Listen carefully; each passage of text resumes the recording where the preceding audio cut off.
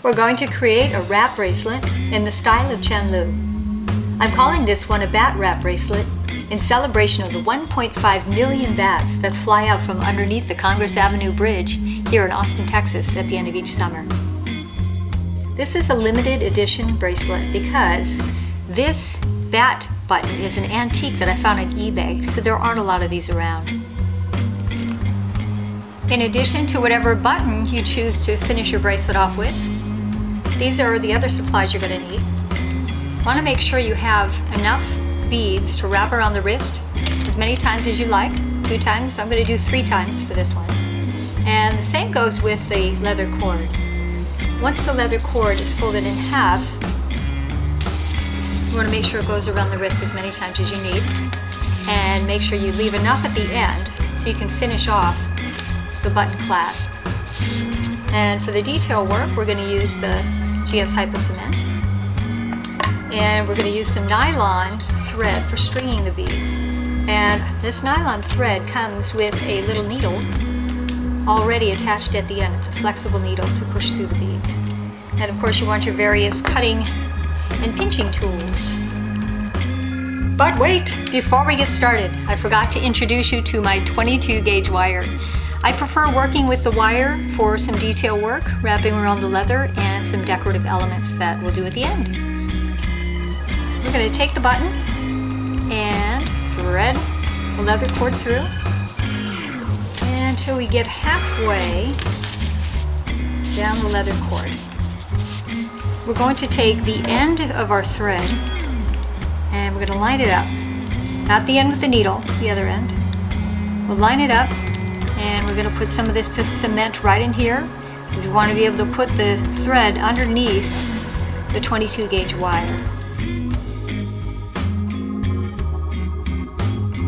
Okay, so we're going to line up the thread with the leather cord and we're going to wrap the wire around the cord and the thread.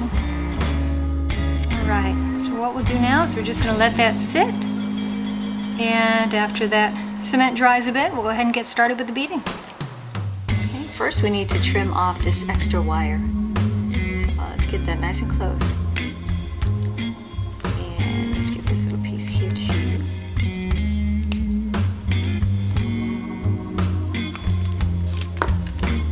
First, I want to anchor down this side, so I'm going to take some leather cord that I have left over. I'm just going to anchor that end down here and then I'll just pull it tight, not too tight. I don't want it to become unanchored. And then I'm going to just anchor this side down like this.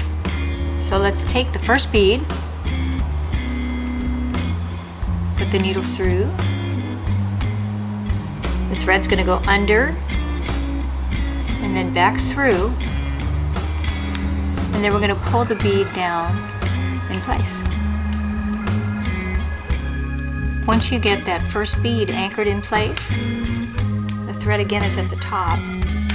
We're going to thread the needle underneath that top one. Just pull it through. And then we'll just start the process over. We're going to take the thread and put it through the next bead, pull it down through and around that bottom one, and we'll keep doing that until the bracelet's finished.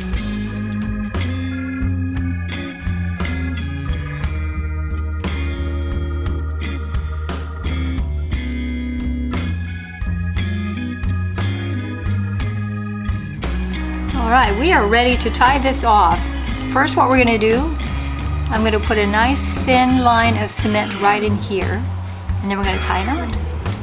And now we're just going to create a knot by pulling the thread and the leather cords together to create a knot. Alright, so we're going to snip off this little piece of nylon cord there. And then what we're going to do next is we're going to create a second knot on this end, just big enough space here for the button to fit through. Alright, now we are done with the 2 knots. You see them on either side of the button. And the last little detail I have to do is I've got to add a little The heck? Is it obvious if there's somebody in the room with me? Before I was interrupted, what we're going to do is we're going to add just a couple of little detail knots on the end. Just a sort of decorative and also adds a little security to the whole bracelet.